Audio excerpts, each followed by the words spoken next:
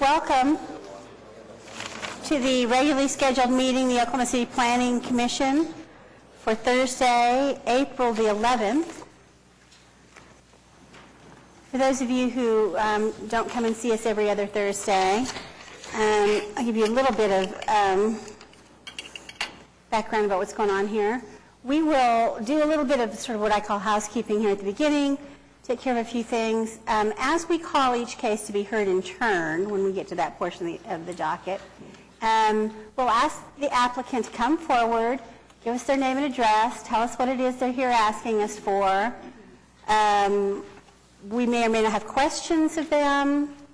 If there are people here who wish to be heard on that item, either for or against it, we'll ask them likewise to come forward, give us their name and address. We may or may not have questions of them. We may or may not have discussion amongst ourselves on any given item, and then we'll vote on each one in turn.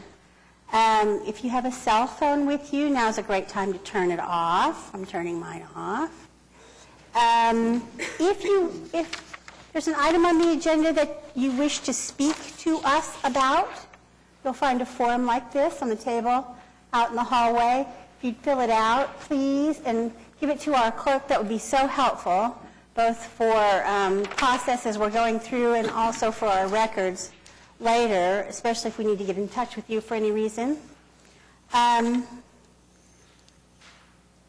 First order of business is receipt of the minutes of the March 28th meeting of the Planning Commission. Make a motion to receive the minutes. Second.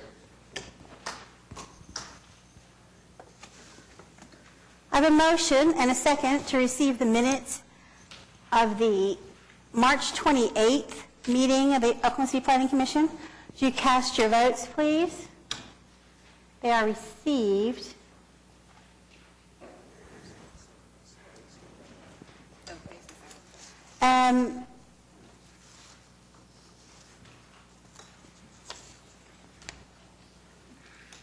They're received, sorry. Threw me off my stride there for a minute. Continuance requests, these are items that are being continued by agreement. Okay, and we have received several uncontested requests for continuance from the applicant. So on your agenda, items B20 through 29 are either being continued or withdrawn. For the record, I'll read those items. Item B20 for case B18 is deferred to April 25th. Item B21 for case PV 105, deferred to April 25th. Item B22 for case PUD 1693, deferred to April 25th. Item B23 for case C 7061, deferred to May 9th. Item B24 for case CE 979, deferred to June 13th. Item B25 for case SPUD 1085, deferred to May 9th. Item B26 for case PUD 1702, deferred to May 23rd. Item B27 is CPA 18-5 has been withdrawn. Item 28 for case PUD 1708 has been withdrawn. And item B29 for case C 7044 has been withdrawn. Is there anybody here today that thought they wanted to be heard on any of those items? If not, I'll take a motion. Make a motion to approve the continuances as read. Second. I have a motion and a second to continue items 20 through 29. Would you cast your votes, please? They are continued. We also received 3 new requests for continuance from the applicant. Item B15 on the agenda for case PUD 1694 to defer to May 9th. Item B16 for case PUD 1715 to defer to June 13th. And item B17 for case CE 988 also to June 13th. I have 2 people who are signed up to speak regarding items 16 and 17, actually 3 people. At least one of these items is being continued because there's been a change in the notice requirement, so it will be renoticed. We have a date for the hearing of these items, I believe June 13th. Is that what you said? And so we will not hear these items today. Is Jeff Sandusky here with us? And Trent and Nancy Height.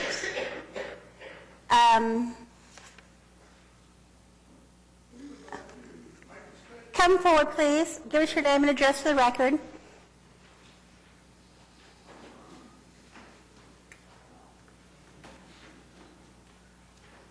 My name is Trent Height, and this is my wife, Nancy Hello. Height. Hello. Oh, we met. We did. So we're not going to hear these items today. Are you able to come and rejoin us on June the 13th and tell us then what your concerns and questions are? We hope that we are.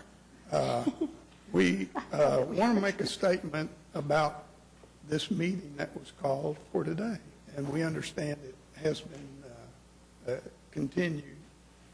But the first meeting that was continued, we were made aware of that meeting.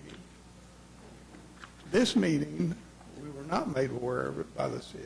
We were made aware of it by another homeowner. We actually were supposed to be on our way on vacation today.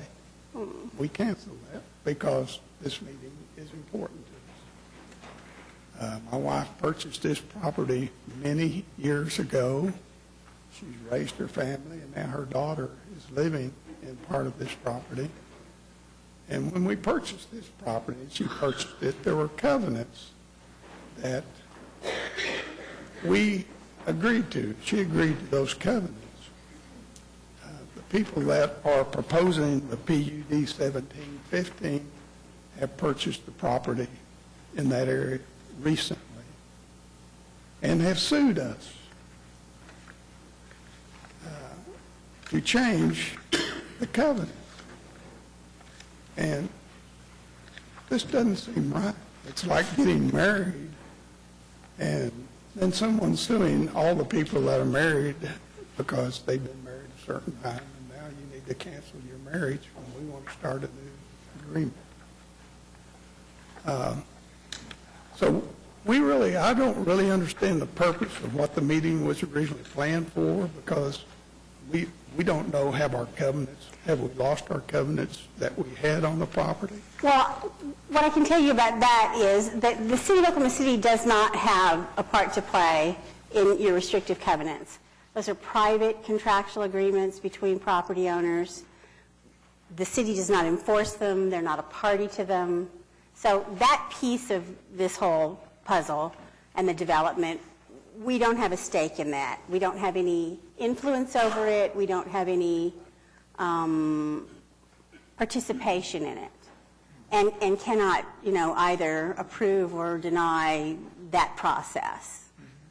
The hearing was supposed to be today on this item, and when we met, that was what was anticipated. Now, as it turns out, there are additional notices that have to go out, so they have to sort of start over again on mailing out notice.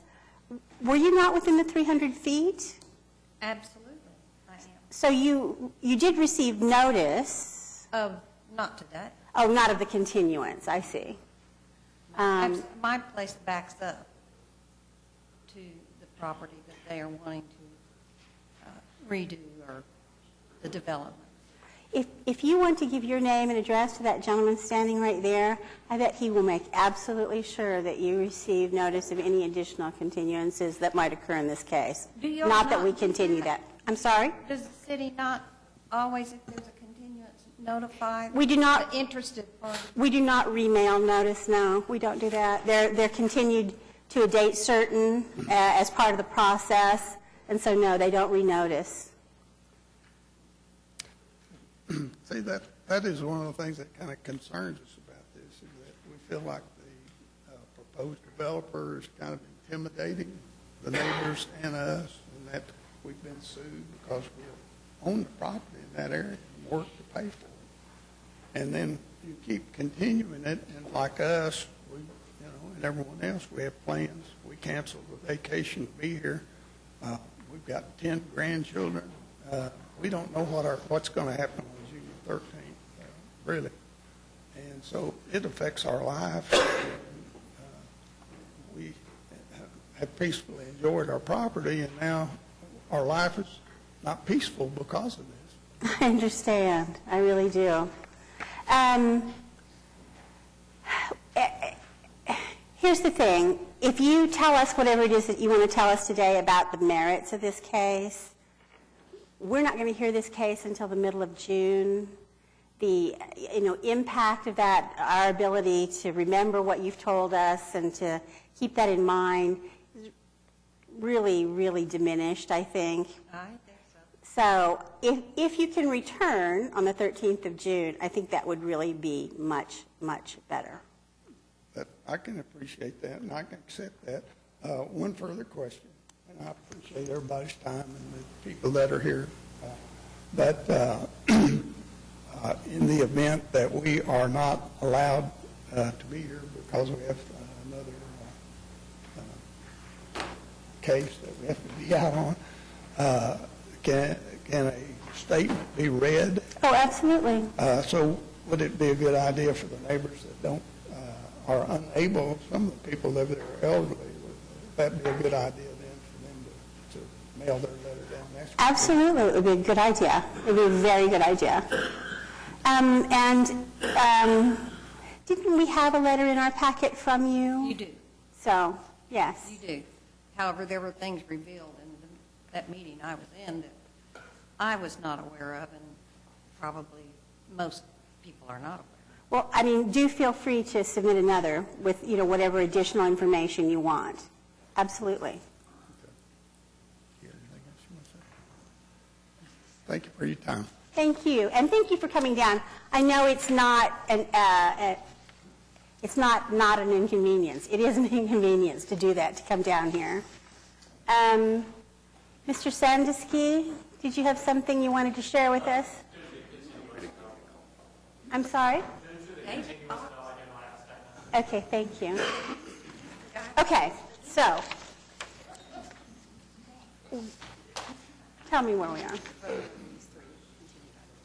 Is there anybody else here today that thought that they wanted to be heard on any of the 3 additional items that are going to be continued? 15, 16, 17? If not, I'll take a motion. I make the motion for approval of the new request. Second.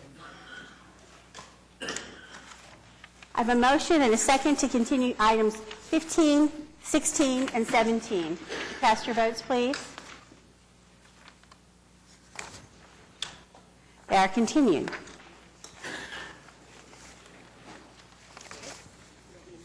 Wait just a second. Public hearings, the consent docket. These are items that are fairly routine in nature, for which there has not been any opposition identified, and because of that, we vote on them as a block. Would you read those for us? There are 4 items on the consent docket today. Item 1 is case PC 10577 to rezone 1120 Northwest 15th Street from the O2 Office District to R3 Residential District. Item 2 is for case PC 10579 to rezone 3501 Northwest 50th Street from R4 Residential to O1 Office.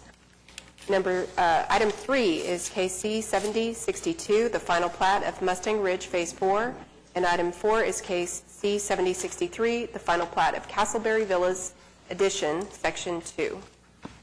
Is there anybody here today that thought they wanted to be heard on any of those items? If not, I'll take a motion. Motion to approve the consent docket. Second. Did I get a second? I'm sorry. I have a motion and a second to continue to approve items 1 through 4. Would you cast your votes, please? They are approved. On to items requiring separate vote. Item 5 is case PC 10566 to rezone 2515 Northwest 1st Street from R1 Single Family to I2 Moderate Industrial. Is the applicant present? Hi, how are you?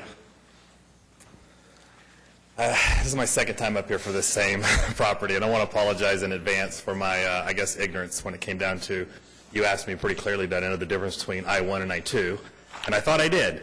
But as I did more research on outdoor storage, which is the key difference in the verbiage, I would be penalized and charged fees throughout the year for containers stored outside. And I just assumed, based on the other I-2 properties all around me, that they have outdoor storage, meaning pipes and mechanical tools and those types of things. So I'm back asking for forgiveness for my ignorance and try to get this rezoned to I-2. I don't feel bad about that. I'm not sure all of us were really aware that storage containers are not. Well, they would require permits, and I mean, it's a mess, and they will be coming and going, maybe there for a month, maybe there for 2 or 3 months. I don't know. I can't answer that question intelligently because I haven't even put the building on the property yet. So with that being said, really I need I-2, and knowing that all the property around it except for one building is I-2, I would hope you guys could see it in your wisdom to make that one I-2 as well. And my intention is to buy the property across the street that's R1 and make that I-2 as well eventually.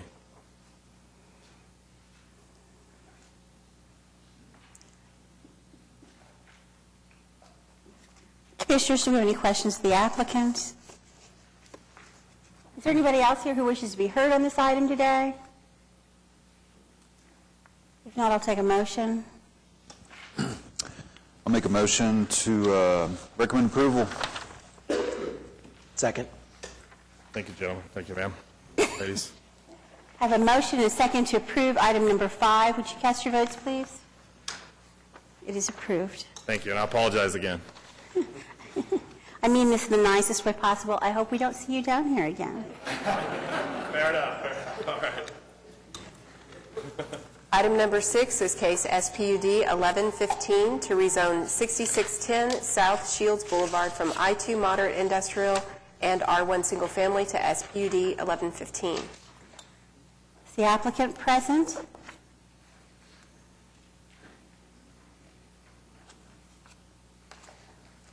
SPUD 1115, item number 6. Shall we pass that to the heel of the docket and move on? Item number 7 is SPUD 1116 to rezone 1537 Northeast 24th Street from R1 to SPUD 1116. Would you give us your name and address for the record, please? Yes, good afternoon. I'm Norman Seberg. My address is 20184 Red Oak Court, Tecumseh, Oklahoma. And what is it you need from us today? Well, we're requesting a rezoning of a property that we're proposing to repurpose. It's a older school building which was surplus and has been fallen into the hands of the Urban Renewal Authority. And we're trying to maximize the use of this to keep it as a community asset. So our proposal is to put this building on the historical register to recognize its importance historically for the community, and within the confines of those guidelines to repurpose the building into 20 units of affordable living, and at the same time use property which is within the bounds to create and construct an additional 20 units of new housing.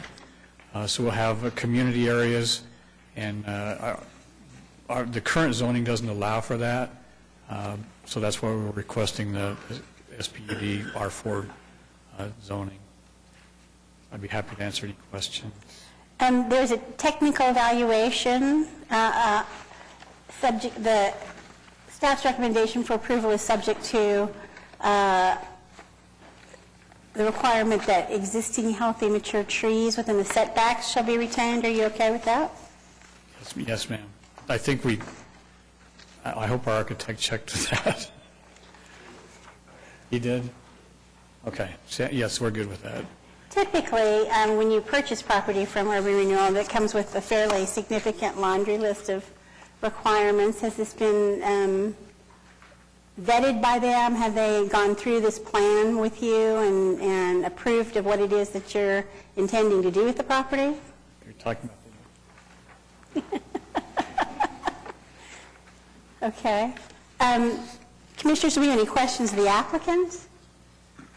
This looks like a lovely project to me. Go ahead.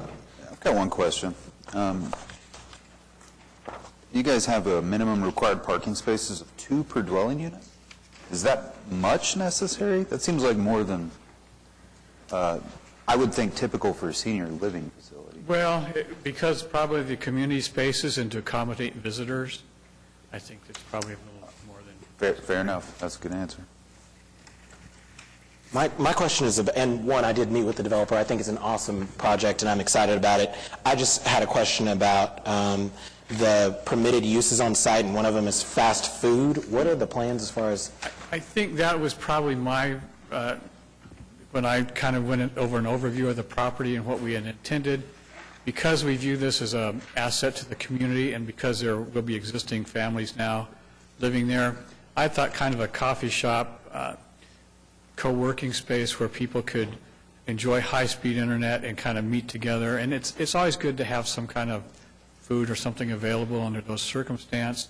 And I think in talking with Curtis, he said this would probably be the best zoning for the application. So that's our intent with that request. It's not fast food per se. It's not a drive-in. It's not, it'd just be like coffee and sandwiches kind of thing available. And it is limited to an accessory use, so not what you think of as, you know, a freestanding kind of open to the public.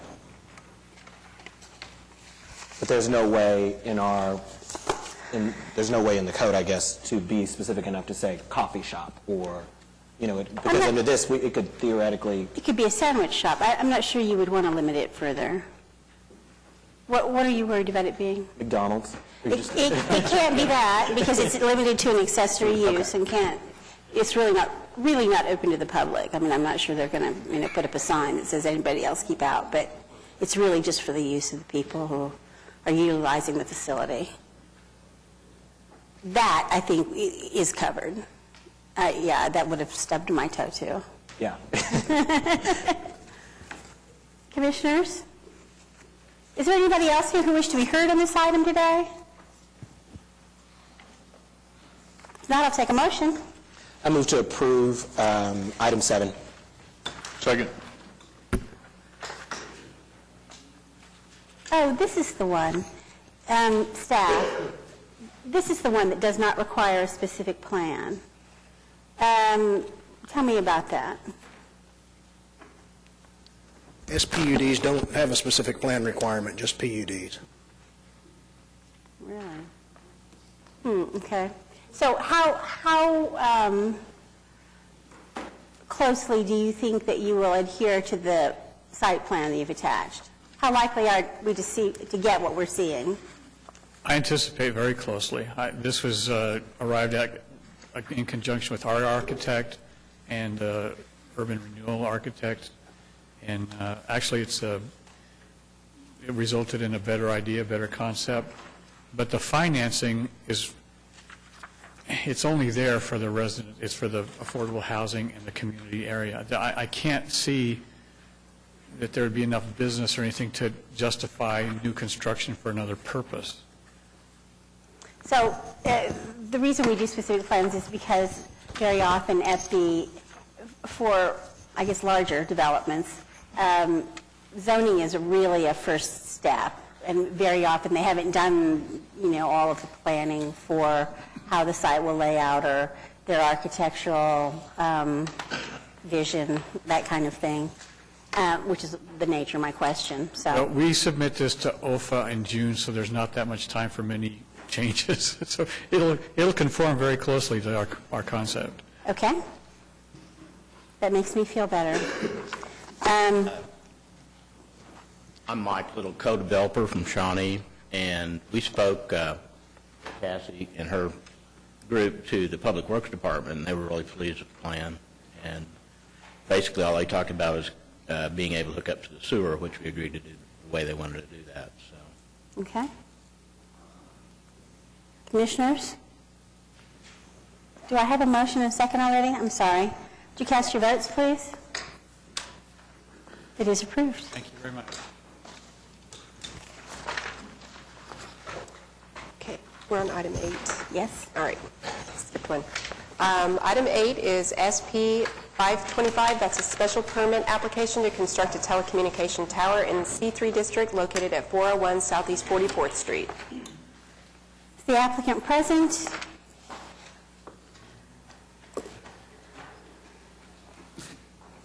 Yes, ma'am. David Box, 522 Colcord Drive, here on behalf of the applicant. I do have a host of people here with me for any questions that the commission may have. But this is a telecom tower. The staff report mentions 90 feet. That's what it was when we originally filed it. It's now a 75-foot tower. Of note, you do have a consultant that has submitted a report. And in the report, he does mention a question about locating on an existing tower that is 0.53 miles away from the subject site. The ordinance has a desire to co-locate, and the distance prescribed by ordinance is 0.5. So that site is greater than the distance prescribed by ordinance.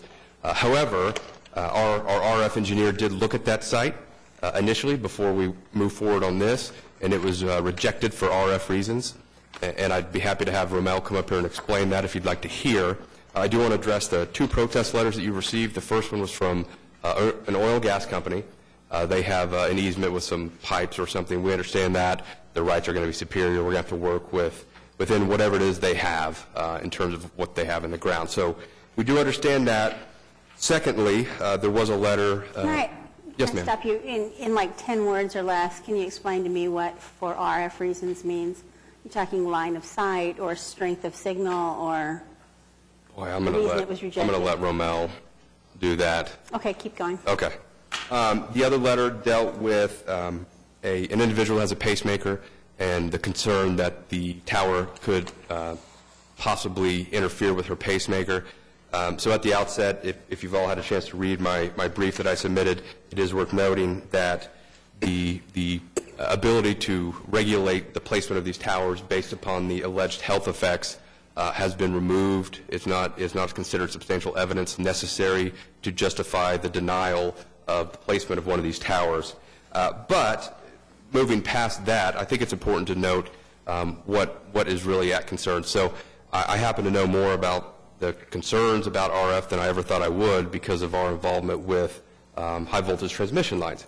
That's also a common complaint or concern raised in those. And what I have discovered, and there's countless publications you can find online, both from the FCC and multiple other sources that explain the differences in RF issues and why there really aren't concerns. There aren't any actual problems based on it. When you look at the RF that's actually produced by these towers, it is far less than everything else that we in our modern world are constantly around.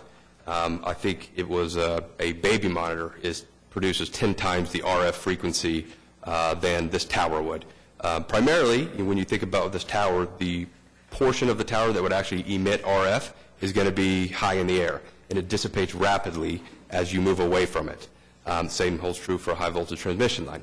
A microwave, a refrigerator, a hairdryer, all of those things produce far greater RF frequency than this tower will produce. So I certainly appreciate the concern raised. I've got people here that can speak to her if she'd like, but in terms of the analysis that you are to make, I don't think it's something to be considered, and I don't think that there is any science to back up the concerns that have been raised. But to your point about why it was denied, I would like Romel to come and speak briefly about why the tower was rejected for the RF reasons. Before you do that, or maybe instead of doing that, does lowering the tower remove the concern about the distance, the 125% distance away from, I guess it's a fall line, isn't it? I think we still have to have I think the special permit is still required.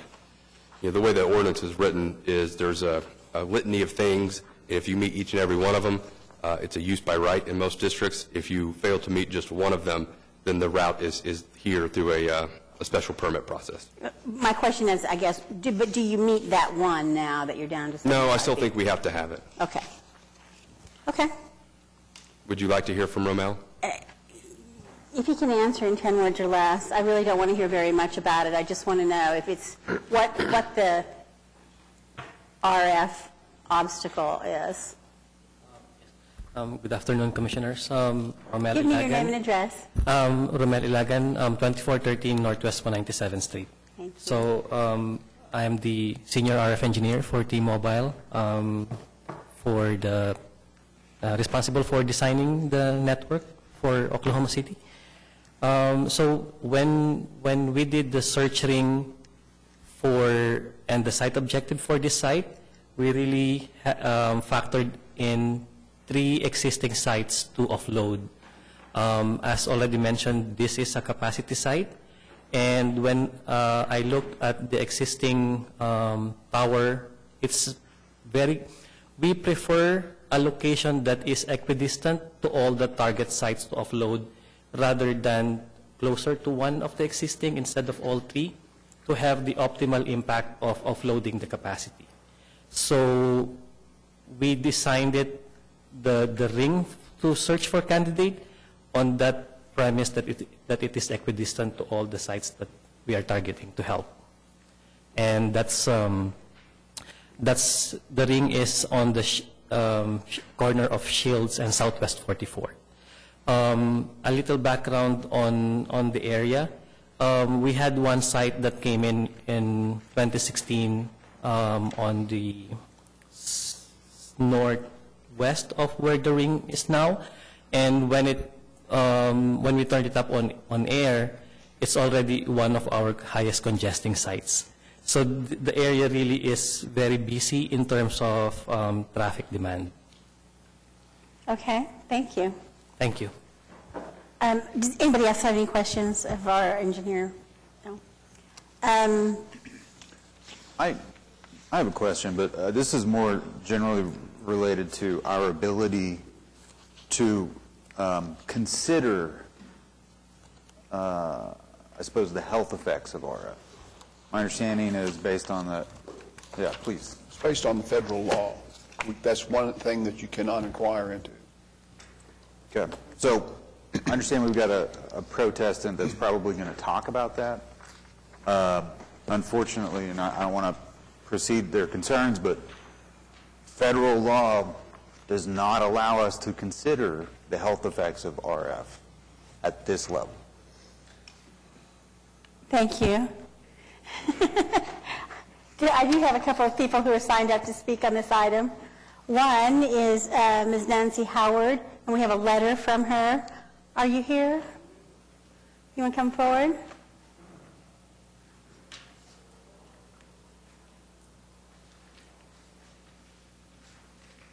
Hi. Kind of nervous. Give us your name and address for the record. Nancy Howard at 415 Southeast 45th Street. So you do understand we've been advised by council that federal law preempts us in this regard with respect to whether or not the location of the tower here would cause any health effects that would be a basis for us to deny the application. Yes, ma'am, but I believe that is on cancer-related issues. Pacemaker is actually listed with the FCC, and I spoke with them. With whom? I'm sorry? The FCC, the federal FCC. I sent a letter to y'all.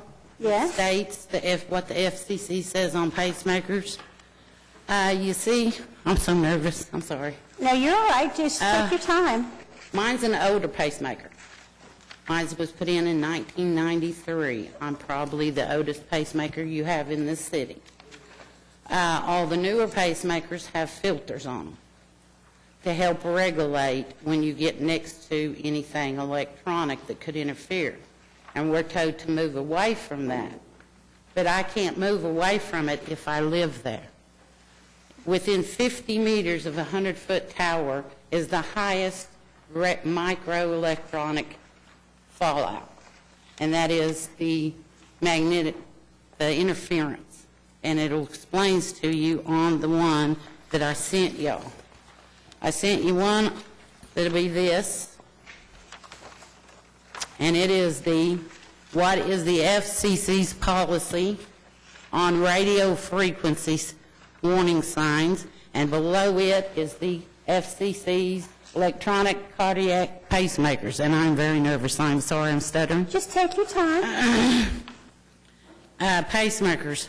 I have to move away from a lot of things that people that have pacemakers now, the newer ones are being built, I have to move away from them when it kicks me in. And if it kicks me in for too long, I end up in the emergency room. I've already ended up one time this year, twice last year, because we're getting more and more electronics. I know we need electronics. I'm all for them, yay. I can't carry a cell phone because cell phones mess with me. My husband can carry it as long as it ain't in my vicinity here because I have the odor pacemaker. So this is going to cause me to continually turn on and end up in the emergency room. I can't leave my house to have peace from the tower. And so I have sent all the paperwork to explain what an odor pacemaker, if you will read down in there, it will tell you about there is interference is limited to odor pacemakers on that very one. I am the odor pacemaker. I do not have the new one. Most pacemakers are filtered, but they're still interfered with too, but not like I am. Madam Chairwoman, I've overlooked the document she's showing. Do others have that and I just can't see it? I have this letter. Can I see that for just a second? My letter. I sent Do we this have letter. one? I sent showing you the highest area of fallout is within 50 meters, which is about 160, 62 feet. That puts it almost on my house, and then it goes outwards. I sent in. I have that, but that first letter you're showing referencing the FCC, I haven't seen yet. Please, Mr. Secretary. It may be that it's this portion of what you're looking at here, but look and see. Is it, no, that's okay. Is it a part of this letter? Is this just an excerpt out of here? It's not? This is different? This is a different letter. It tells the workings of the pacemaker and that the odor model. Okay. I don't recall having seen this, so. FCC. Right. And it tells down here, state limited odor. Right, so who did you, that's okay. Who did you send this to? Because I don't know that we have that. Okay.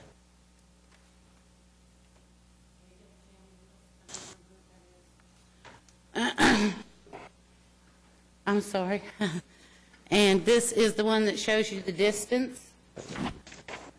And if it could just be moved, because I'm not against it, because we all need technology. We need it bad. And I don't even know who the people is doing this. But it's going to cause me to kick on continuously. It's going to cause problems with me in my heart. Because I have the odor pacemaker, which is in all of these. Even the FDA, I sent one on the FDA, what they say about odor pacemakers. I have the odor pacemaker. I think you will have a lot of people in the city that has pacemakers has the newer ones. So my concern is this document, you're saying that the FCC has some exception. You might. I wonder about that. Do So we I look at think let's take a moment here and see if we need additional review. I don't think so. I mean, we're regulated by the FCC. We've got to meet all the standards by which they set. Hold on. I tried to call you at your office and talk with you, but you never called me back. Oh, I didn't have a message. I left it on your answering machine. You're Mr. Block? I also talked to the owner who owns the property. I talked with him, too. So what I'm handing out now is a publication that is found on T-Mobile's site that addresses the radio frequency issue. Again, we're regulated by the FCC. We have to comply with what they say. And again, the federal law is very clear that alleged health effects are not substantial evidence by which a denial could be justified. Are you going to pay all my medical bills? Because I will be going constantly to the emergency room. I'm sorry, y'all. I think for us, our question is whether there is some difference between older pacemakers and newer ones. Yes, ma'am. No, not that, but difference with respect to our ability to make a decision based on medical or safety concerns relative to older pacemakers, whether it affects our normal rule, which is that we cannot. And I think we may need to let our municipal counselor have a little more time than the next 10 minutes to read what you've presented to us and do a little investigation of that in order to advise us. But what we'd really be undertaking is some sort of scientific investigation as to whether or not RF frequencies at the level that would be emitted from the top of this tower would actually be such that, in fact, it would impact. And if you look at all the publications that are out there, it's clear that the RF frequencies emitted from these towers are minimal at best at ground level and are far less than everything else that is around us on a daily basis. Well, I think from my point of view, that's not exactly And I have to what move we're trying away to from decide things here. on a daily basis. I think what we're trying to decide right now is whether we have the authority to entertain any additional information on this topic as a basis for our decision here. To me, it's specific to a potential FCC exception. Yes, that's exactly right. I think we should allow municipal counselor to look into that. That seems fair. If there's no exception, then applicant has nothing to be concerned about. Well, time is, you understand that always we've got projects, timelines. Of course. And I have my health. Does the letter that she submitted, does it actually cite a particular statute, decision, anything like that? Because from everything that we've received up here, it's pretty explicit and pretty clear that we are not allowed to take direct or indirect health effects into consideration at all. So if there is an exception, I'm assuming it's in the statute explicitly for these types of pacemakers. And I think that's our question to the municipal counselor. So you can also call them. They explained it to me. I mean, I can read right from the statute, and I mean it's just as Commissioner Pennington suggests. I mean, I don't think there are any caveats. It's a state or local government may not deny an application for a permit to construct personal wireless service facilities on the basis of alleged health effects of radio frequency emissions. 47 U.S.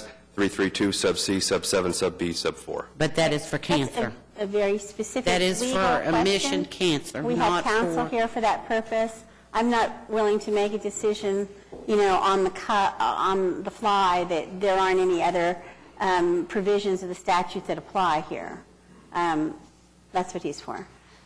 Before we do that, though, I have somebody else who signed up to speak. I'm sorry, did you have something else you wanted to tell us? No, I was just going to say that this is where I live.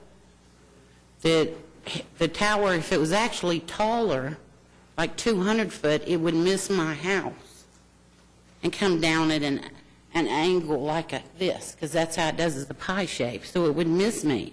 Here I am. The shorter you go, the more you put on me.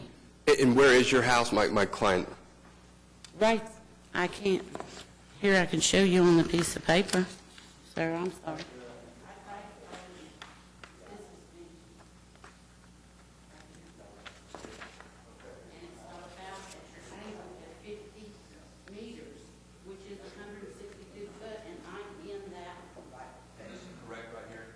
Yes. Okay, so I have somebody else who signed up to speak, and I would like to hear from them. Okay, thank you. thank you. Give us a minute here to figure out what we're going to do. Maria Placencia.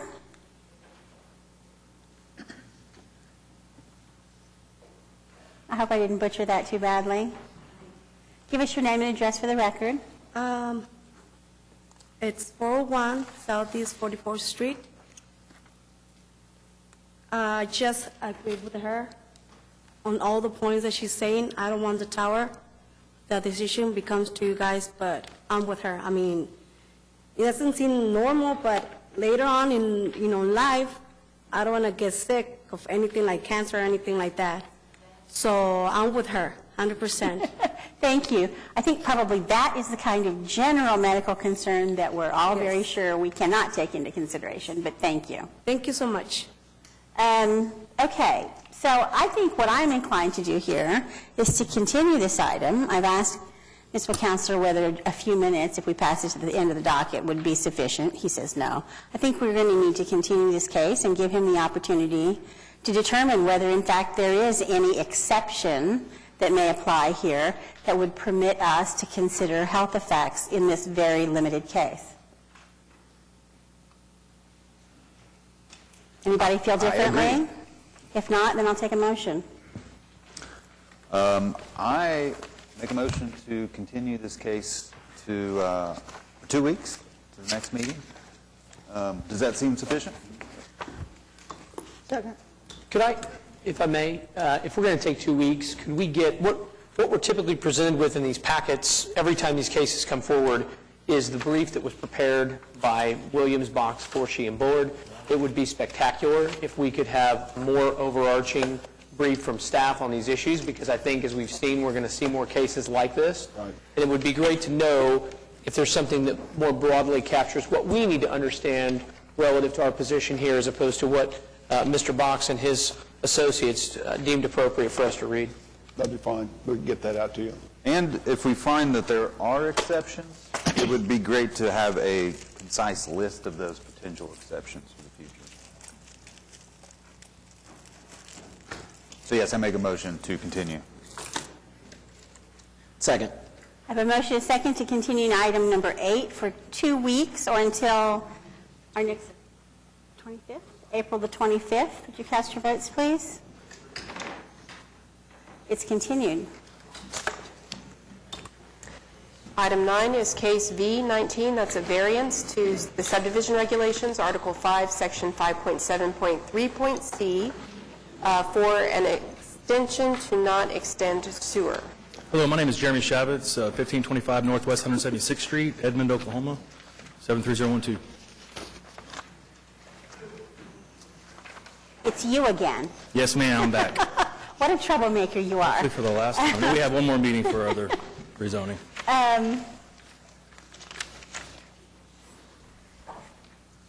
I've been advised by, we have all been advised by staff on 2 different places in our staff report that the Utilities Department has no objection to this variance. Apparently, this is just a really unique kind of situation that you find yourself in here. We very recently rezoned this property to permit the uses that you want to make of it, and now you've discovered that our water lines are in your way. Yes, ma'am. So, does anybody have any questions of the applicant on this matter? Is there anybody else present who wishes to be heard on this item? Ma'am, you're going to need to come forward. Give us your name and address for the record. Believe it or not, there are people at home who watch this, and they want to hear from you. My name is Lauren Cheney. I'm representing Miller Pro Audio on the corner there, 3633 Southwest 44th. Oh, I would have gotten to you. I have a form from you. Oh, okay. I just want to say he's our neighbor, and they've asked to hook up to our septic line, which we denied. But we are on a septic there because of the issues, I understand, of connecting to the city's sewage because of just our location and the way that it's developed. So, I mean, we just wanted to make sure that it doesn't affect our septic system or our line there. And that's it. I mean. Would it affect them in some way? They have lateral lines in the back of their property, and we plan on putting our lateral lines if we do get the acceptance next to theirs. Yeah. I see. Okay. And that's what I assumed. We just wanted to double check and make sure that's the case and that ours aren't getting chopped or anything, and that there's no rezoning that affects our location. So. Okay. Just want to validate your need. Good for you for being proactive. Can you clarify your use of this property? We're going to build our corporate office. We own lifestyle home improvement, roofing and construction, and we're going to build a single building on the land. It's an acre and a half. We bought the land because it's a depressed area. You know, we figured we'd put a little bit of money into it and bring it back up. We also bought the building next door. We're going to turn that into a body shop, so we own that whole 2-acre lot. So we just wanted to build our office, and we tried to do the sewer line, but unfortunately we were kind of blocked by the city main. You know, we can't get above it or below it without spending $200,000 that we don't have to redo the system. So. Thank you. What is your water usage, waste usage going to be? Just a toilet Very and little, sink? like a toilet and I mean, sink, that's it. You don't have a washing facility? No, sir. Showering facility? No, So sir. 20 flushes a day and 2 coffee pots? That's it. Yeah. And we don't plan on putting or subdividing the land at all. We're going to keep all the land, and we're going to put a little blacktop, so we can park our cars and such, but that's about it. Well, I've been assured by staff that they do not have any concerns about that at this location, so. Is there anybody else who wanted to be heard on this item today? Commissioners? I recommend approval of the application. Second. I have a motion and a second to approve item number 9. Would you cast your votes, please? It's approved. Thank you, Commissioners. Appreciate it. Item 10 is case PUD 1716 to rezone 1015 South Morgan Road from C3 Commercial Community to PUD 1716. Good afternoon, David Box, 522 Colcord Drive, on behalf of the applicant, both of which are here, and Tim Johnson and Mark Zitzel. This is a PUD that would take a piece of property that's currently zoned C3 to a PUD that would allow for a multifamily development. I brought Mr. Johnson, who will serve as an easel for these purposes. After notice got sent out, we did become aware of an individual that had a concern about what we were proposing, and we had the opportunity to actually run into her at the counter at the 9th floor, and so we scheduled a neighborhood meeting in this individual's home where we were able to show them what we had proposed. So we had probably 20 people that came from both the neighborhood to the west and the neighborhood to the south. There was some concern expressed. There was also some thoughts expressed that they were glad that this was a residential development, considering right now it's zoned straight C3, and a recognition that if it did develop commercially, what was likely to be up against the neighborhood would be, back of house of commercial, whether that be restaurants or something like that. So that's where you would expect to see dumpsters, grease traps, things like that. But originally we had some 4-story units mixed in there, and that became a concern, and so we have worked with the neighbors modifying the plan, and so we've now prohibited 4-story units. Additionally, what you see here is we have a 60-foot green buffer on the southern side and the western side that'll have a walking trail and be landscaped with trees. In addition, we have an 80-foot building setback line, so there will be 80 feet from our property line to the actual buildings. A fence was talked about, so what we committed to was an 8-foot stockade fence. It was asked whether or not we could do a masonry type product. We can't do that. In talking with, I believe, Utilities or Public Works, they had concern with that as well because of some drainage patterns that exist in the area. But we did commit to an 8-foot wall or fence, excuse me. Then there was concern about the ability of people that would be in these units looking down onto the various backyards. So Mr. Johnson's office was able to produce an exhibit showing, based upon our setbacks, somebody standing in their backyard with an 8-foot fence and our 40-foot max height in the PUD, what they would actually be able to see. And as you can tell by the exhibit, the sight lines would show that you would actually be looking over it at the height shown. Ms. Powers, you raised a question about 30 feet. So it was actually 50 feet that we reduced down to 40, not 40 to 30. So 40 feet is the height. Even as late as this week, there were several back and forths with the neighbors as to our plans. What you see on the screen is going to be different than what you see here. That's because what we have here is what has been resubmitted to staff and reflects the agreement we provided to the neighbors pursuant to our meeting and then subsequent email correspondence as well. So staff does recommend approval. There are no technical evaluations here, but what you see before you, as shown by Mr. Johnson, is what has been committed to and revised and submitted to staff. So be happy to answer any questions you may have. I would note that the staff report makes reference to the fact that plan conformance could be strengthened by providing pedestrian connectivity, but you have had requests from the neighbors very specifically that you not provide pedestrian connectivity here. Is that correct? That is correct. So your lack of pedestrian connectivity is in response to that request? Yes. Do we have any questions of the applicant? Is there anybody else here who wishes to be heard on this item today? If not, I'll take a motion. I make a motion recommending approval of PUD 1760 to City Council. Second. I have a motion and a second.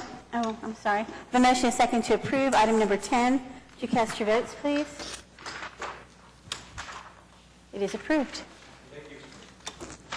Item 11 is case C-7058, the preliminary plat of the Havens. It also is requesting a variance to the subdivision regulations. Good afternoon, Madam Chair, members of the Commission. My name is Dwight Butler with Anchor Engineering for the applicant. We have read through the TEs. I do want to Excuse me bring... just a minute. That's all right. Was there something we need to know? Okay, I'm sorry. Go ahead. I'm sorry. That's fine. I do want to bring up one point of interest on TE number 3, maintaining the 60-foot separation from the edge of drive going into the apartments to the west. Now, we do have enough frontage on this property to get said 60 feet. However, our east curb return is going to be 5 foot east of our east property line. I just wanted to keep everything above board in front of everybody. Or I can go to a 25-foot radius on that particular curb return. Okay, you're talking engineering talk. I have no idea what you're talking about. JJ, you want to come up and tell us whether we have an opinion about that? Do you have a problem with it being 5 foot in front of the other? And my client sold that property to the church. I don't think there's any problem. Then I would request a variance for TE number 4. That's the only one we're needing. So you do not need your variances to 2 and 3? That is correct, ma'am. Or as set out by, okay. Meaning that the street stub would be changed, its location? Is that what we're saying? No, sir. I was referring to TE number 3, which are separation from the driveway at the apartments to the west.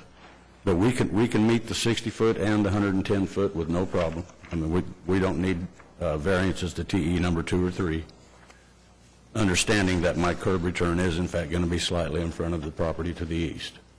Yeah, I'm saying that means that based on the plan that we got, the plat, you would be moving.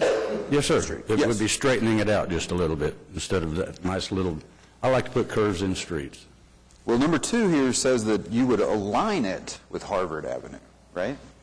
So that'd be a significant change. No, sir. It says or meet 110-foot separation, and I can meet the 110-foot separation. Okay. I got you. I'm on the same page. Can I talk about another issue already? Of course. Are we going to talk? All right. Staff does make a comment in this review that discusses, it's not in the TEs, but it's elsewhere in their kind of like conceptual review here, about how it would strengthen your project to have a pedestrian access to the park that is to the west. I agree with that assessment. And I don't have a problem granting a 10-foot pedestrian easement through there. Yeah? So you'd be in We have a favor of doing 5-foot that? setback anyway.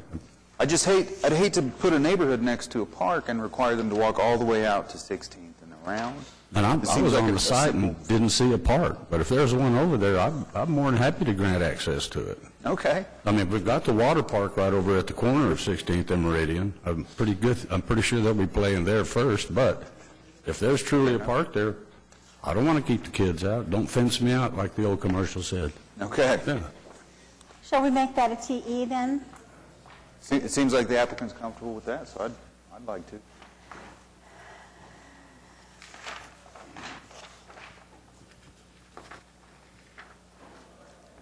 Pedestrian access will be permitted to, or will be provided to, it just says Harlow Park. Which direction is it? I'm sorry. To the west? To the west? Okay. Is that what that little, looks like a little racetrack up there to the northwest? Is that the park? I'm not at all sure. I'm- I'm Well, not I at all don't sure. have a problem putting a 10-foot Okay. pedestrian access through there. Thank you.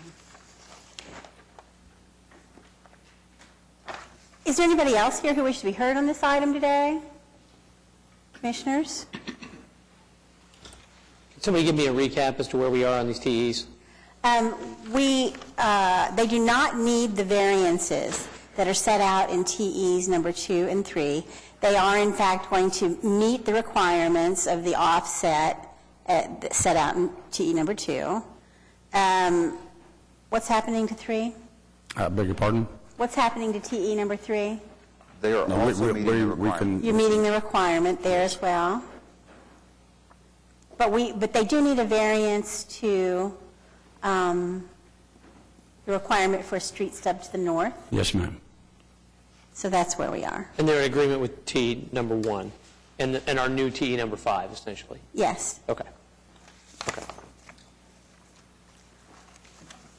You want to take a crack at that? I'm happy to, unless there's other discussion. Is there other discussion? I'm just trying to figure out where the park is.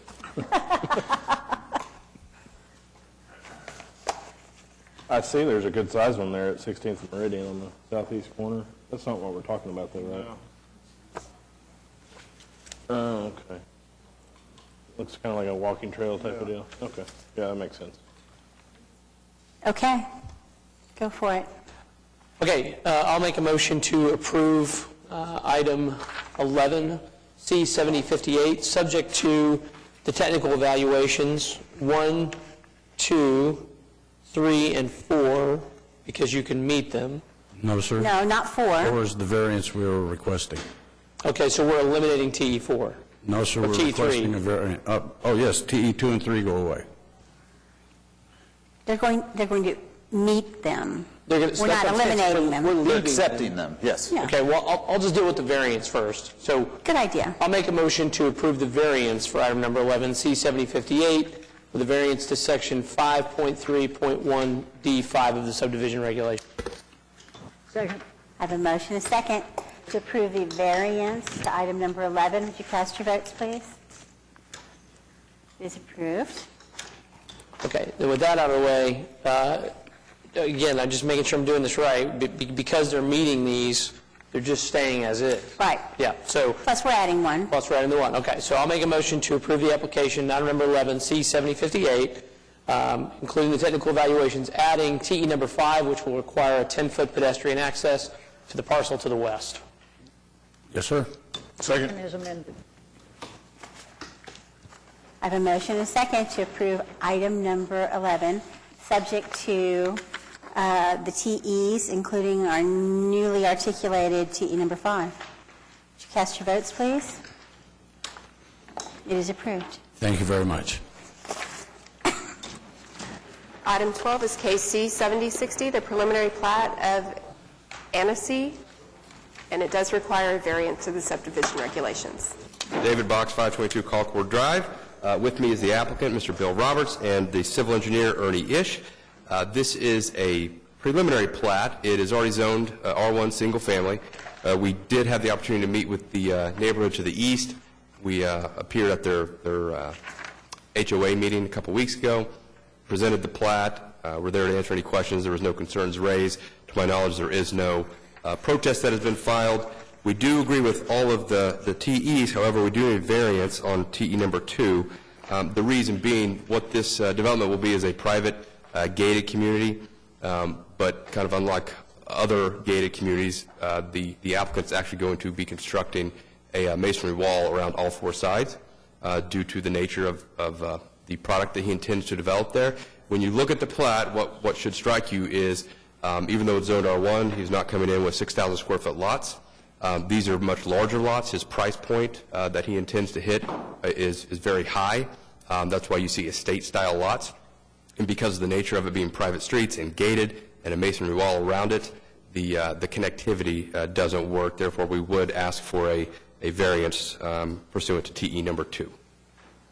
I'd be happy to answer any questions. It's my understanding that staff is requesting that there be at least emergency access.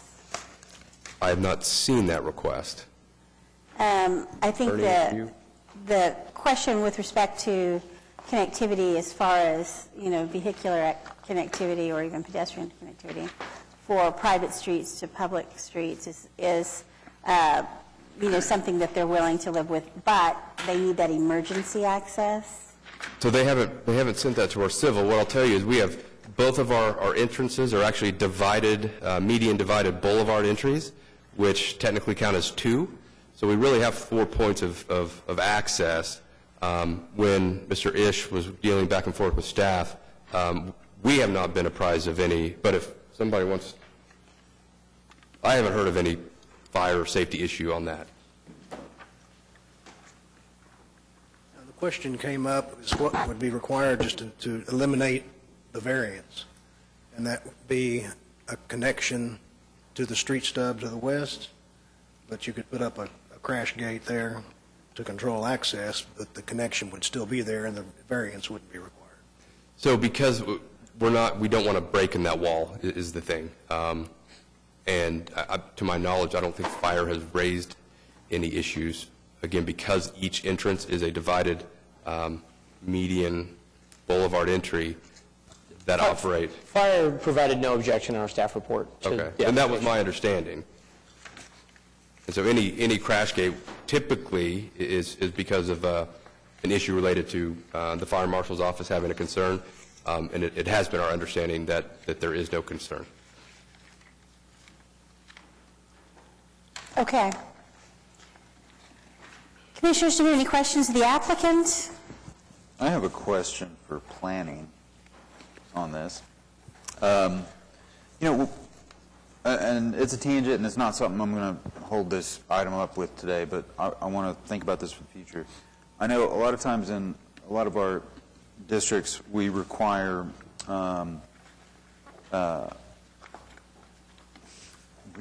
windows, we require certain types of articulation at the street side. I mean, are we super in favor of having these like big masonry walls just like down massive lengths of our city streets? Is that, I get it, it's part of the product, whatever. I'm just thinking like big picture here. I don't think that there's anything in the comprehensive plan that addresses that for residential areas, but it certainly does for commercial areas. I think residential areas oftentimes have fences along arterial streets, and the comp plan, I think, might have some specifications for how you treat this streetscape, and it's more concerned with the pedestrian access and aesthetics of street trees, but I'm not sure that in residential areas the comp plan does speak to that. So we feel confident that this is, the character of this type of place is so different that this isn't an issue that we're going to find reason to address. On a wall surrounding the Yeah. property? Well, I think oftentimes subdivisions do have backyard fences, so there's some sort of separation between that, and I think it's silent on if it's a wall or if it's a fence, what the separation looks like. And if you think about long-term, in terms of aesthetics and the way that it looks, I do think that a masonry wall long-term is going to look better, because if you think about a new neighborhood, maybe all those wood fences look really good day one. And they look bad. I'm not trying to jump down to that level. I'm just thinking like, whenever I drive down some of these corridors, when I do drive, it's just like, I don't know, the emptiness and barrenness of just seeing these like walls around. They go on a lot longer when you're on a bike. They seem to really take a long time. I just wondered, like, long term, like, what is this? What do those areas end up becoming? There's like empty roads of just like walls. I take your point, but in terms of, residential exposure to arterial streets, I think, our concern has always been more about the aesthetics of the product used. Again, whether it's, if you fulfill that requirement with a stockade fence, what's it going to look like in 10 or 12 years versus, other materials. I don't think we've ever really addressed it as a, flat surface, just, blank wall question.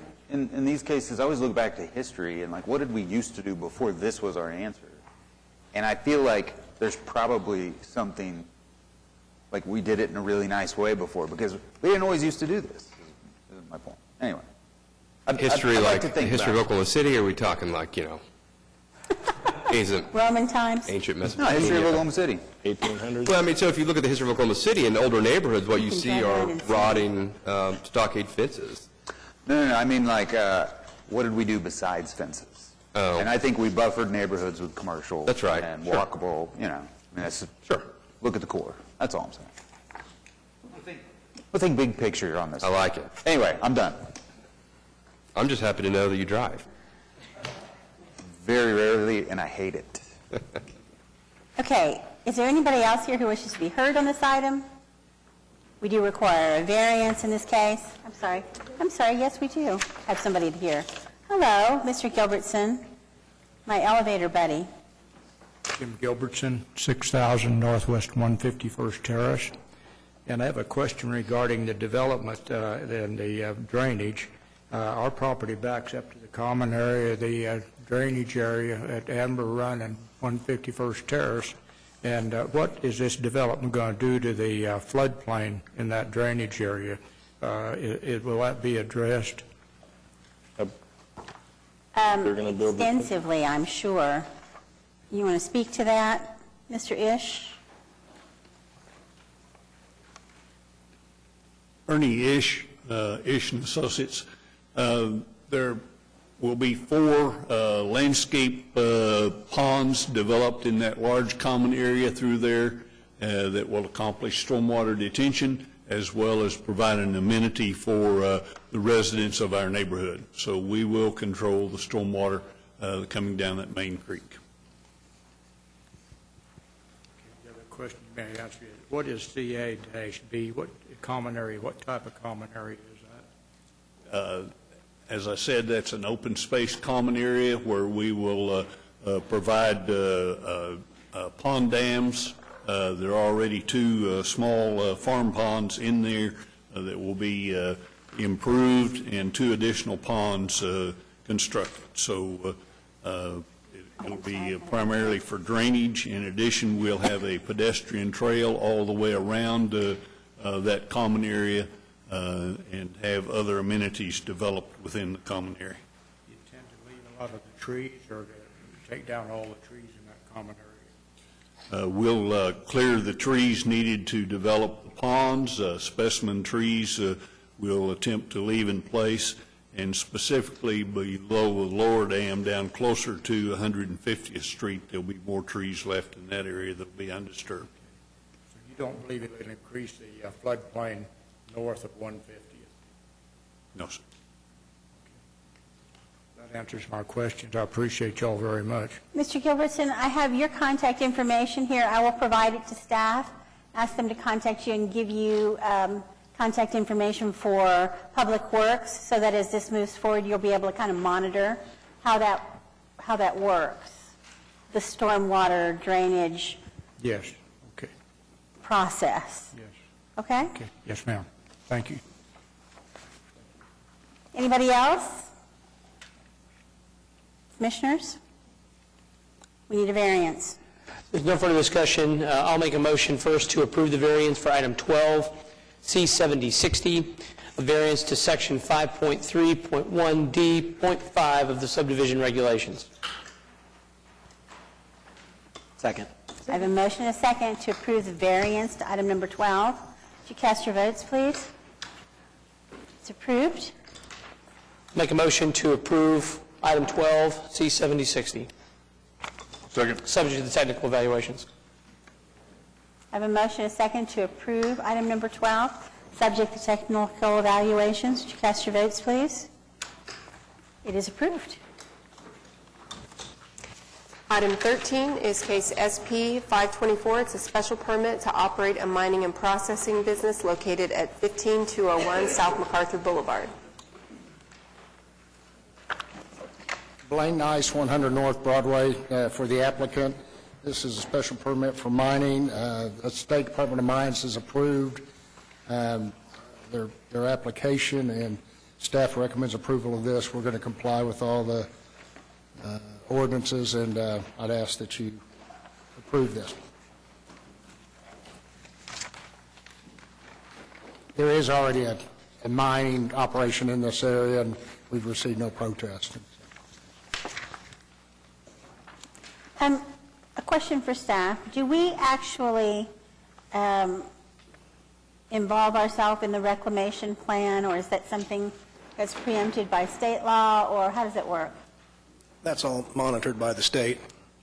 And so we rely on them for that? They have to submit it as part of their application, but the actual implementation and monitoring is done by the state. Okay. I guess the piece of it I'm most concerned about is whether we make any determination about whether that plan is sufficient or not, or whether that is done at the state level.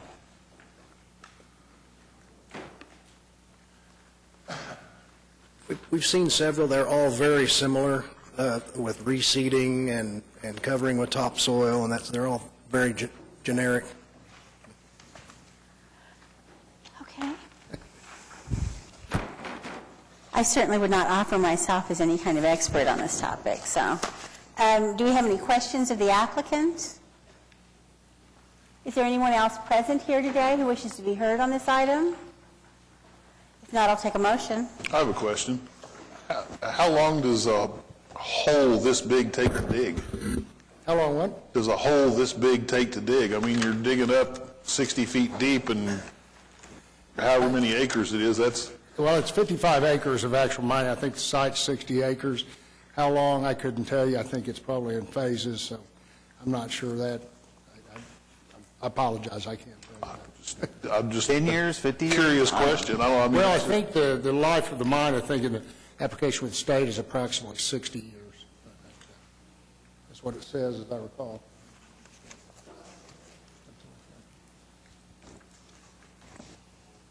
I don't have any, I was just curious. Thank you. Commissioners? I make the motion to approve application SP 524. I'll second that. I have a motion and a second to approve item number 13. Would you cast your votes, please? It is approved. Item 14 is SPUD 1114 to rezone 1400 Northwest 6th Street from R3 to SPUD 1114. Wait just a moment, please. I will be recusing myself from this case.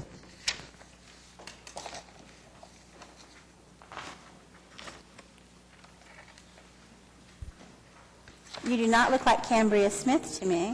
My name is Sam Gresham, 400 Northwest 23rd, here to represent the owner of this property.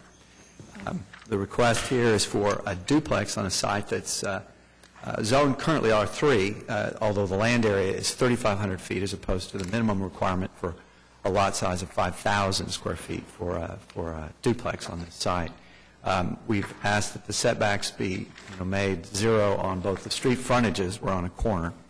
And the idea being that we have so little land available, but that we can keep fire separation around our building without pushing the building to the lot lines on the adjacent properties. The TEs, we agree with all those. I am here to answer any questions you have. I guess one question that I have, we have a visual that's been provided to us. When I spoke with Ms. Smith, she gave me to understand that this is really, really conceptual, not something that she actually intends to build. But the layout of the site plan, the Exhibit B. Yes. I understand that the issues with respect to the driveway, the configuration, you're going to have to meet code on that, and that she's aware of that, and that this particular drawing may not be exactly how that works out either. Well, the drive approach on the 6th Street side is going to be 30 feet, which is one of the technical evaluations here. We agree with that. Okay. Outside of that, we provide parking for the duplex. We're obligated to provide 2 parks per unit. So we've got four parking spaces provided on that site. And that's the only way I could see how to achieve that. I don't know, are you referring to drive approach separation, or I'm not this is the site plan that we propose to use to apply for this project, this permit. It's an up-and-down duplex. It pretty much fills the lot. I mean, it's not necessarily all the lot, but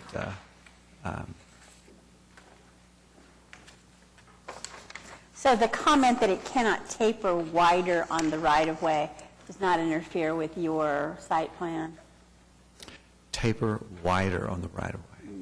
You know how the driveway tapers, it's wider?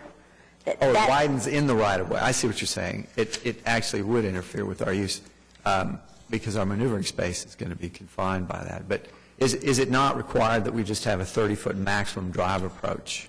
And that's really the only issue. Does it say? I may have missed that in the... It does say maximum driveway width, 30 feet. Right, and we agree. And cannot taper wider on the right-of-way. So that's the piece that I was... Oh, that's the tough one. 30 feet, that's 3 cars.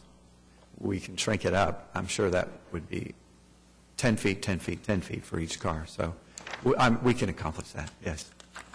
I just tried to make it wide in there so you could open the car doors. Okay, so you're in agreement with the TEs? Yes. Commissioners, do you have any questions for our applicant? Is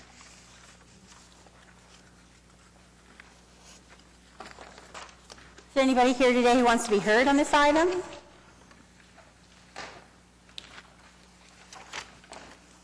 If not, I'll take a motion. I'll move approval of Spud 1114. Second. I have a motion and a second to approve item number 14. Would you cast your votes, please? It is approved. Thank you. Items 15, 16, and 17 were continued. Item 18 is PUD SP 1530A. It's a specific plan pursuant to PUD 1530. Let's give Mr. Highsmith a moment to rejoin us. There's a little delay in the coverage, isn't there?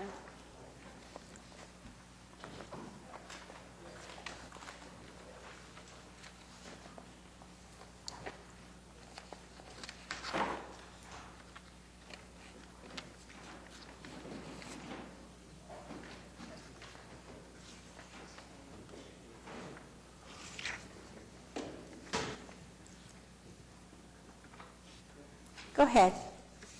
Austin Burton, 6613 Northwest 125th Street, representing applicant Kim Ray. A couple of the vice presidents have joined us here today, and then Reese Architecture is here with us as well. And reviewed the staff report, and the only comment was in regards to the building-mounted signage, and we're prepared to discuss that, but we'd be happy to hear any comments you all have first, unless you'd like us to start with our plan for the signage comment. I had a few questions with respect to our staff report that I'll direct to you, I guess. The first one has to do with lighting. You know, we have, there are two things. This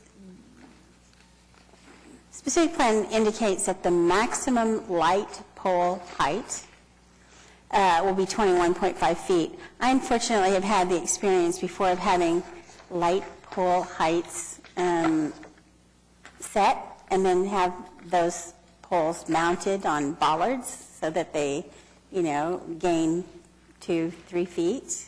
So what I would like to be clear about is that the lighting will not be any taller than 21.5 feet, period. Understood. It's not the pole that I'm interested in, it's the lighting. And I would very much like to encourage you to consider LED lighting. This is like my new thing now. I've become aware that in terms of light spillover, it is really just a much more precisely controlled light. And it's my understanding it's not a lot more expensive if you're starting from scratch. And so I would really like, I don't know whether we can require that or whether you would want to agree to it as part of this process, but I would really like to encourage you to do that. We did include, to maybe satisfy that concern, we did include a lighting plan in the application, and it shows a maximum light height of 20.5 feet. to address that concern, and they are all LED lights, and there's a lighting schedule included in the application and a photometric plan, so that's in there if you'd like to review it. Oh, I'm pleased to hear that.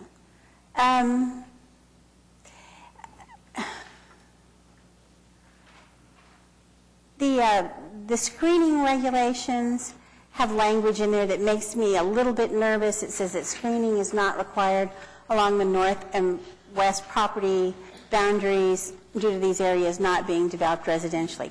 Currently, it's my understanding that if they would develop residentially in the future, that will be provided. That's correct. Okay. And then it also says that let me see what I've written to myself here, I'm sorry. Screening is not required along the east and west property boundaries. So we're providing, per the PUD, it required a landscape buffer for the extents of the development along Eastern and Britton due to the residentially developed areas to the east and west of our property across the street, across Eastern and Britton respectively. This building location has changed significantly from what was originally submitted with the PUD in 2014. At that point, the building was at the intersection, the northwest corner of the intersection of Britton and Eastern. Now you see it's set back much further from those roadways, and so working with the staff, we have reduced that landscape buffer to be 100 feet each way of our drives with this first phase of the development. We're showing future phases. When those future phases are built, that landscape buffer will be extended with the idea when all the phases are complete, they have a complete landscape buffer along Britton and Eastern. Okay. Under dumpster regulations, the requirement is that a masonry wall of sufficient height will screen the dumpster from view. The requirement, if I have this quite right, the indication is that they will be screened on at least 3 sides. Why just 3 sides? So the dumpsters have been located, if you refer to the plan, on the west and north faces of the building, or there's 2 dumpsters that are located on the east face, but all those dumpsters will face either the north or to the west. So they're being screened on the sides that could be seen from Britton and Eastern. In this case, it would be the south or the east sides, but not necessarily on the north or west sides. I see, okay. And if those areas were developed the north or west residentially, the barrier wall, screen wall would block the dumpsters from view as well. It's basically the reason we're not showing fences in front of that would be the 4th side of those enclosures, is due to the number of dumpsters here. Having an individual fence for each dumpster was difficult to come up with a design for, so we felt if we could block 3 sides, that would be sufficient for the purpose of the PUD, or meeting the PUD. Okay.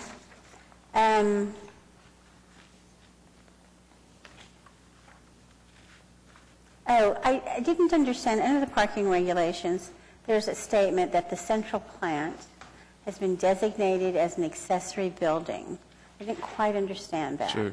So the central plant will house chillers it will not house any full-time staff person or any personnel at all. It's just for mechanical equipment to cool the large 400,000 square foot warehouse that's proposed. So therefore, it's an accessory use similar to a guardhouse or a utility structure, and there's no one that would be parking a vehicle and to work inside of that building. So that's why So the central plant is not the big building in the middle? Right. The central plant's sorry, I should clarify that. It's this 9,000 square foot building at the northeast corner of the separate footprint from the warehouse on the plan. I see. Okay. All right. And then there's the whole thing about the signs, which I don't think I really even want to talk about. So, somebody else? Here's a dumb question. I'm sure the only person in the room that doesn't know this. What does Kimray do? I can tell you simply, and if that doesn't satisfy you, we can have Isaac or Shad come up. Simply is great. They manufacture mechanical valves for the oil field. Okay. That's what I thought. I just confirming it. A lot of them, a lot of valves. I will say that ever since we approved the zoning for this case, people have been asking me when it's going to get built. So I know that there are a lot of people who are like ready to see it. Well, should we hear about the sign? To get into that, I know that they have their architect here to tell us about it. Rachel Bundy, 1144 Northwest 43rd Street. I'm here with Reese Associates, the architects engaged by Kim Ray for this project.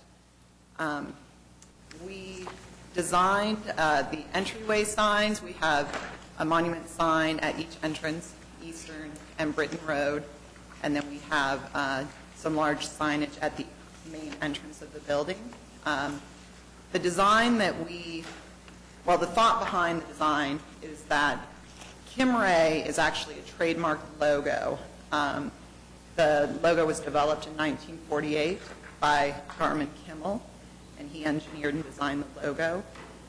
So when we developed those signs, it wasn't so much that we were looking at them as letters, but a logo.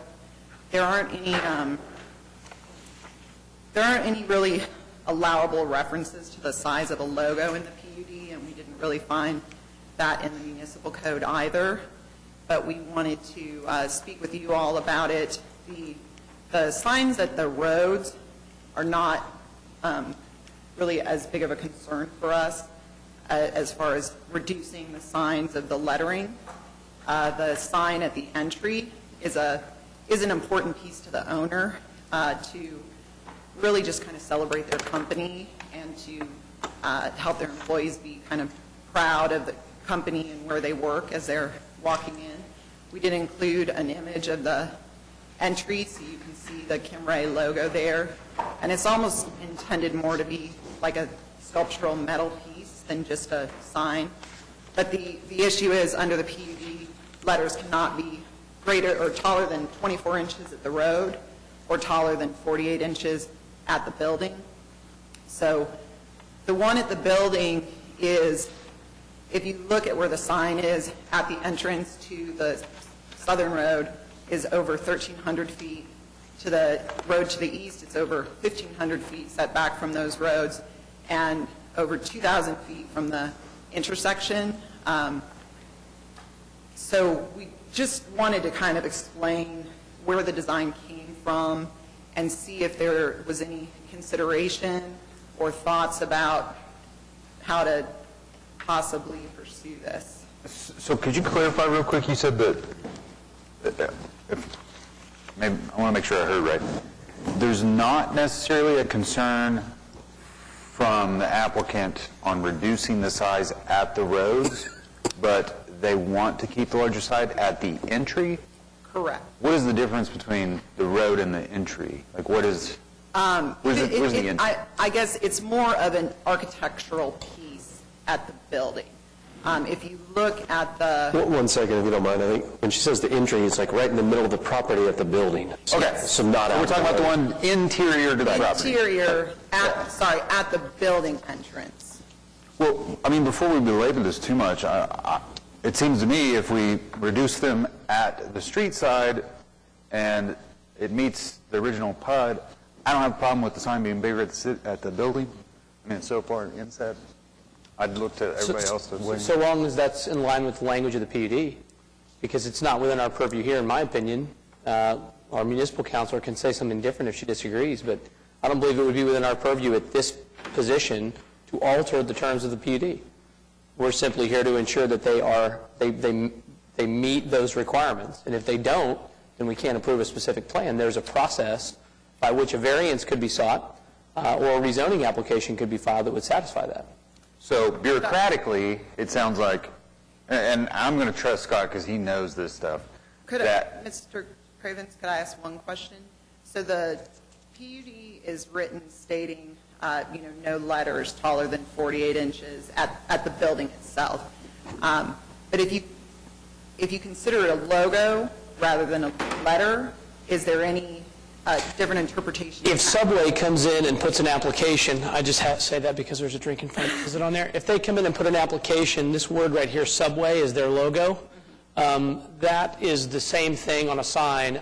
Staff would have to correct me if they believe there's some change in the sign code that makes a variation between logos and signage, because if you come in and you say, this is what it's going to say on the building, the sign code says you're limited to 200 square feet of sign, you're limited to 200 square feet of sign. JJ? Yeah, it's a good way to put it. She's conforming with the sign code. She's allowed 625 square feet of signage at the building. She's proposing 600. But she's caught in the PUD language that says the letters can only be so tall. Same thing at the street. They meet the size requirement, the square footage requirement for signage, but the letters are taller than the PUD states. If you go with the theory that, well, this is really a logo like Coca-Cola, or if this were AT&T and we had a 600 square foot, the blue globe, that would be permitted. So they're within the square footage requirement, so we felt if the Planning Commission's comfortable with approving the specific plan as is, we'll consider it a logo. Personally, I'm comfortable. I'm going to leave it up to... Well, I think we just need to be careful, because it was like this revelation recently. Sorry you're caught in this crossfire, by the way. It's like this revelation recently, right, of what we can do at specific plan stage. And it's not a matter of whether or not I think we should or we shouldn't, because I'll be the first to tell you, of everybody up here, I'm the most indifferent about your sign. I promise. But having said that, I'm not going to bend at least my vote objectively on what I understand these things to allow us to do and not allow us to do, because the minute we do it, it's going to be expected that we do it all the time. And if it doesn't meet the technical requirements, when this PUD was adopted and negotiated, all these things were memorialized. That was the chance to amend it and get exactly what you wanted. If you didn't, the city provides a process for that. I'm just a vote, but I'm going to have to stand pat on it whether if it doesn't meet the technical requirements, I can't vote for the specific plan. I just can't, especially when I wasn't here for the PUD, even more so. I feel that way. So that's my opinion on it. If legal has a different opinion, I'd be curious to know. I do not have a different opinion. I agree with Scott on that. But So my question was whether it would fall within the allowance of an administrative amendment, and I believe the answer to that is? I would have to see where it is in the PUD, but normally if you're going to vary specific conditions that are listed in the PUD under certain items, then you have to go back to council and get that amended. Again, I think on this specific item, according to JJ's response, the question here is of the logo to me. I think if we say that this is their logo, which I think is fair, they are trademarked logo. It's right. Just state that. Yeah. Then to me, it's the same as the AT&T globe, which would be meeting the original PUD language. I don't know. I get it. I'd be ready to... I'm in the sign business, and I'm all for bigger signs, but every strip center in town has a sign criteria that states that all you can have on your sign is your logo. So the logo is the sign. Whether it's a trademark logo or not, That's my point. Maybe there's some caveat here or something of the code that I've never seen or heard before, and I've looked at the sign code a bunch of times. I've never seen something that differentiates between the sign face being logos and letters. I've never seen this. If this exists, I'd love to know it. I think the difference here is that it's not about what the sign code says, it's about what their PUD says, right? We write... The PUD's in the order. The PUD is the ordinance here. Mm-hmm. So again, but what my staff report says, the specific plan meets the technical requirements with the exception of the sign regulations. So it doesn't meet the technical requirements. It says the lettering height. The lettering height of the monument signs and wall sign exceed the limits of the PUD. It exceeds the limits of the PUD. Lettering height. And I'm just going back to JJ's. I personally, as a commissioner up here, am comfortable saying this is a logo and not lettering. I'd be happy to make that. I know this probably seems absolutely ludicrous to you. I know it does. But again, I just can't, I can't get there because objectively I got to fall somewhere on these things. If staff says it doesn't meet technical requirements, it was negotiated, I can't do it. I'll leave it. So can I ask as far as Your options?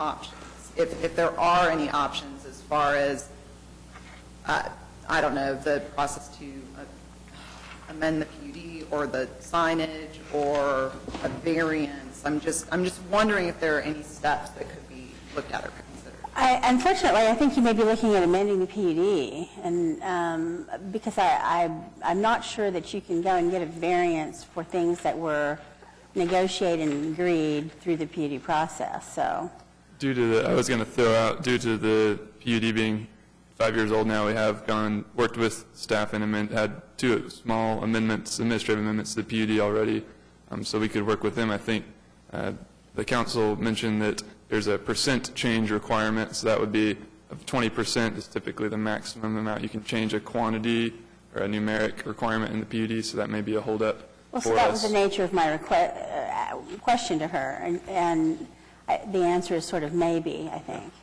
Would it be possible or an option to have the specific plan approved and allow us to work with staff on this particular item? I think, if you remove it. I don't think that the approval of the specific plan one way or the other will affect your ability to seek an administrative amendment. No, I mean, I think we could approve this specific plan as long as it's in line, as technically defined with the PUD, so it's not going to include your request for additional signage within the specific plan. That would be where it is, and then at that point, if there is an administrative amendment process, you can certainly seek it. The point Janice makes is that Board of Adjustment has traditionally or typically said that if an item is specifically negotiated in the PUD, they want you to go back through planning and zoning, and that's because the city council sort of spoke on this issue, right? And that issue was to approve the PUD. So that your option would be to go back through the zoning process and come back and see us. And I mean, I hate to tell you that, but that just it is what it is in my view.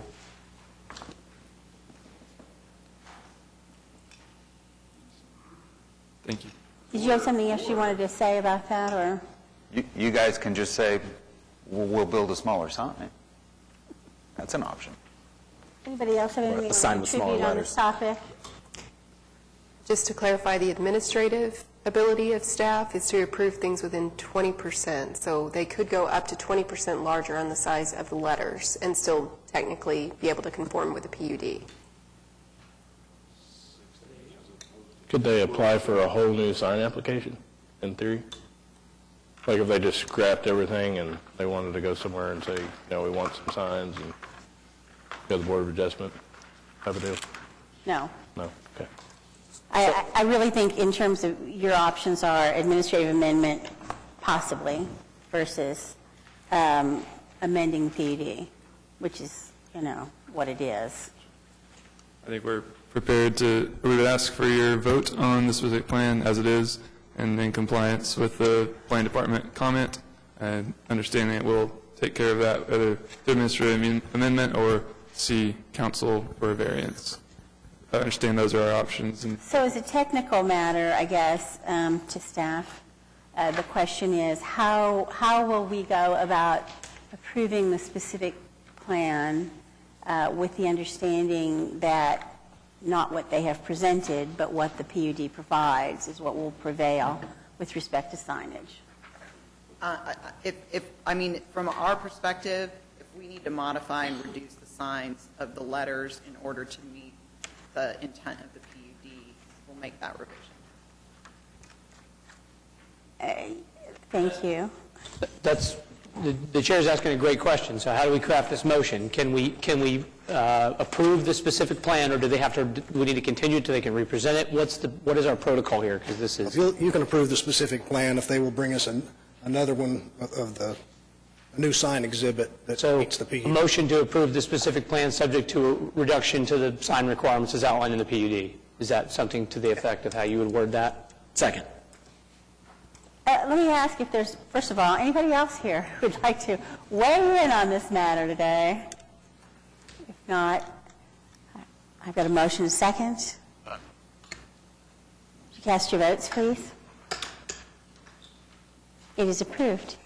Thank you very much. Appreciate it.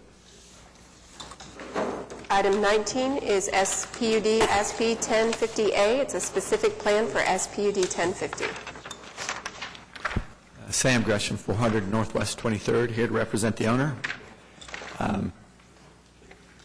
I've not done one of these before, but the building is evolved somewhat in the elevation, the exterior appearance of it. That was one of the summary comments in this staff report. The design differed, although the building is in compliance with all the requirements of the PUD, the SPUD. It is the same size as was proposed in the original application for the SPUD. Same height, same width, everything, footprint, it's the same. So why the change? Well, it's evolved as an exterior on the building. It was just different arrangement of masonry and materials on the exterior. There wasn't any material change. There was no change to the footprint of the building nor to its height. All those remain the same. It's just an aesthetic rearrangement, and the owner that was his desire. So What's changed in the original Spud language, I guess? in the Spud language? Yeah. Nothing. Nothing. Nothing. It's just So did we the not- appearance of the building from the original application. That's all I gathered from the staff report. Did we and not so- already approve the original Spud? You did, specific. Oh, yeah. Sorry. Never mind. Okay. So this is a good reminder to us all that when we're looking at conceptual drawings, that's what they are. I personally actually like this version better.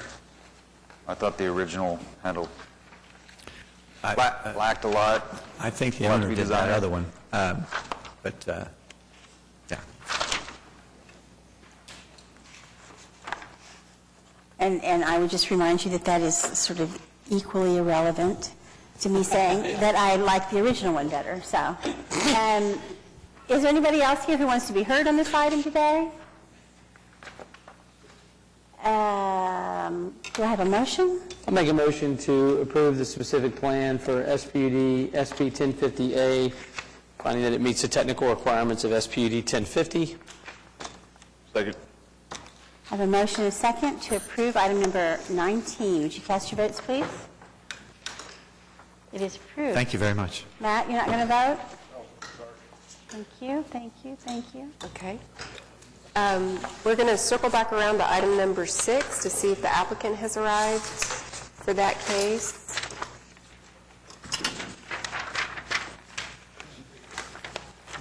Are you our applicant? My name is Tao Nguyen Pham, and I'm the new owner of the proposed spot of the existing mobile home and RV park. Excuse me, would you pull your microphone down? I can't, Sorry. I'm sorry. Try again, start over. Name and address. My name is Tao Nguyen Pham. Business address is 6600 South Seal Boulevard, Oklahoma City 73149. I'm the new owner of the existing spot of the mobile home and RV parks. And we're asking for your approval. Oh, you're a new owner of this, Yes. and so you've I just discovered took that over you don't a have couple the weeks zoning you ago. thought you had? Surprise. Do we have any questions of our applicant? There's the staff's recommendation for approval of no technical evaluations. It's a mobile home park, going to stay a mobile home park. I think we're just getting into compliance, correct? We have any idea how long it's been there, out of curiosity? A long time. Yeah. That's a long time. Let me ask, is there anybody else here today who wants to be heard on this item? No? With that, I'll ask, excuse me, recommend approval to City Council for SPUD 1115. I'll second that. I have a motion and a second to approve item number 6. Would you cast your votes, please? It is approved. Appreciate it. That is all of the items on the agenda for today.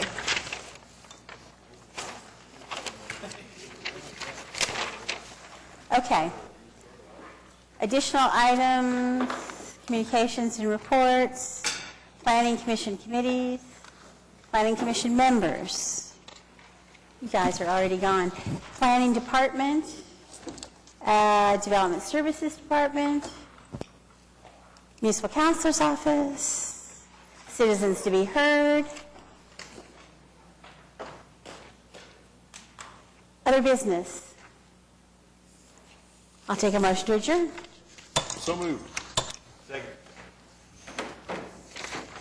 All in favor say aye. Any opposed? We're out.